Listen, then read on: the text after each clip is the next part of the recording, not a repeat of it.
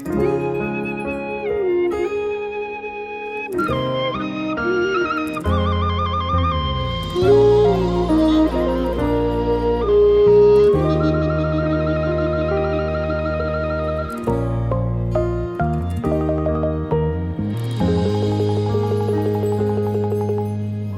នដឹងសាងបុណ្យប៉ុន្មានជាតិតើបនេះស្អីនាំយើងឲ្យជួបគ្នាផ្ដើមចេញពីនឹងស្គាល់ខ្លាយជាគូសង្សាររហូតរៀបការជាគូជីវិតនៅក្រោយភាពឥតខ្ចោះនៃអូតែងមានបងរួមជួយផ្ដល់គំនិតបងស្រឡាញ់មើលថា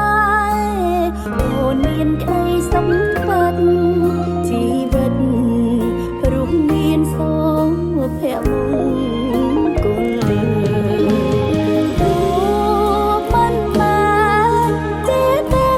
ជាសេះសតែល្អឡើងពីវ័យអូនប្រាថ្នារឿងសំខាន់ទីមួយបងគឺគ្រួសារសូមឲ្យរៀបរាល់ល្អរហូតដល់ជុំភ្លៀងធំព្រមឆ្លងរួមគ្នា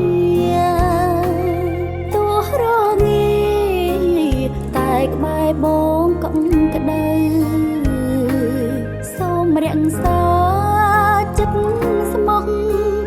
ឲ្យល្អតកូនចៅទុំនៅជាទ្រព្យសម្បត្តិស្នេហ៍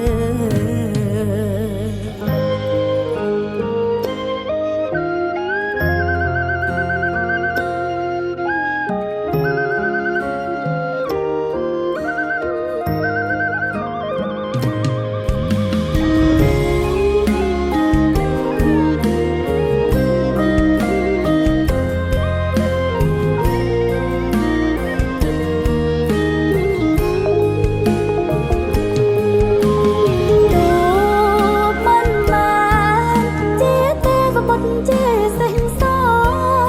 តែល្អឡើងពីវ័យអូនប្រាថ្នារឿងសំខាន់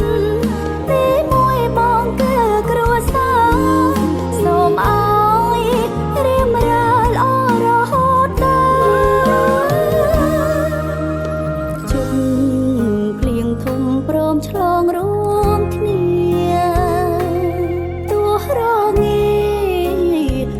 ក្បែរបងកំក្ដៅសូមរក្សាចិត្តស្មោះឲ្យល្អតកូនចៅទុំនៅ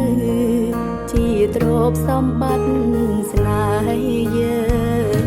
ងទុកនៅជាទ្រព្យសម្បត្តិ